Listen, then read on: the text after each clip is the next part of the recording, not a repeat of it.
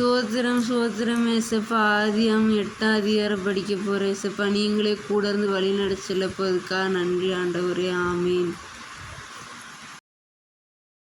தேவன் நோவாவையும் அவனோடே பேழையிலிருந்து சகல காட்டு மிருகங்களையும் சகல நாட்டு மிருகங்களையும் நினைத்தருளினார். தேவன் பூமியின் மேல் காற்றை வீச பண்ணினார். அப்போது ஜலம் அமர்ந்தது.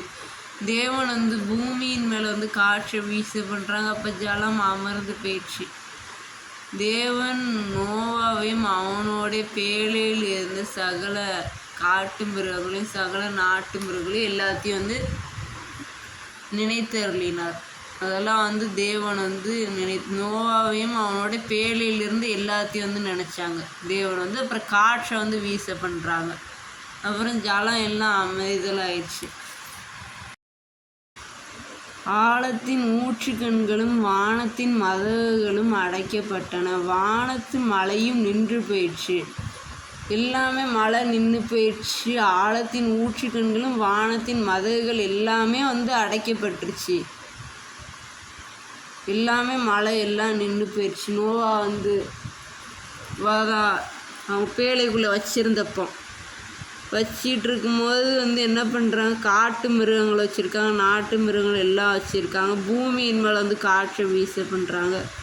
பேழையிலேருந்து பத்திரமா அவங்க எப்படி அந்த மலையின் மேலே தங்குறாங்க. ஆராத் என்னும் மலையில் தங்கிட்டு நோவாவோட குடும்பம் எப்படி பிழைக்குது, அதுக்குள்ளே இந்த மிருகங்கள்லாம் எப்படி பிழைக்குது, எப்படி தேவனை அதெல்லாம் காப்பாற்றுறாங்க, அந்த கதை தான் ஃபுல்லாக நம்மளுக்கு இதில் போட்டிருக்கு. இந்த பைபிளில் நோவாவை நம்ம கர்த்தர் காப்பாற்றின மாதிரி நம்மளையும் கர்த்தர் காப்பாற்றுவாங்க. ஜலம் பூமியிலிருந்து நாளுக்கு நாள் வற்றி கொண்டே வந்தது. 180 நாளுக்கு பின்பு ஜலம் வடிந்தது. மற்ற நாளைக்கு பின்னாடி ஜலம் வடிஞ்சிடுச்சு. 7ஆம் மாதம் 17ஆம் தேதியிலே பேழை ஆராத் என்னும் மலையின் மேல் தங்கிற்று. 7ஆம் மாதம் 17ஆம் தேதியில் பேழை ஆராத் என்னும் மலையின் மேல் அங்கே தங்குது. நோவா பேழையில் இருக்கும்போது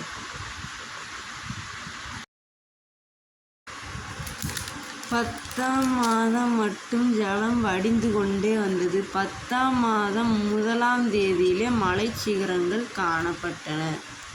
10ஆம் மாதம் மட்டும் ஜலம் வடிந்து கொண்டே வருது. 10ஆம் மாதம் 1 தேதியிலே மலை சிகரங்கள், அங்கே இருக்க சிகரங்கள் காணப்படுது. ஆராத் என்னும் மலையில் மேலே தங்குறாங்க. நோவா பேழை அங்கே தங்குது.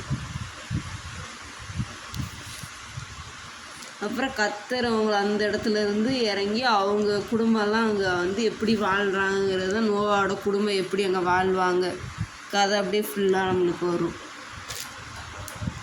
சோத்திரம் சோத்திரம் ஏசப்பா. நோவா பேழையிலேருந்து நீங்கள் தான் ஏசப்பா ஜலப்பிரளயத்திலேருந்து காப்பாற்றினீங்க ஆண்டவரே. அதே மாதிரியே நீங்களே ஏசப்பா ஒவ்வொரு சூழ்நிலையும் ஏசப்பா குடும்பமாக அவங்கள நீங்களே கூட இருந்து வழிநடச்சல போதுக்காக நன்றி ஆண்டவரே.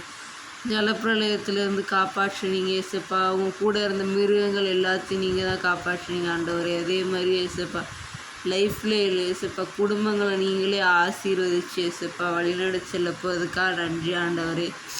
ஆமேன். ஆத்மாவே கர்த்தரை சோத்திரி, என் மூலமே பரிசுத்த நாமத்தை சோத்திரி. என் ஆத்மாவே கர்த்தரை சோத்திரி, கர்த்தர் செய்த சகலவாரம் மறவாதே. ஆமேன்.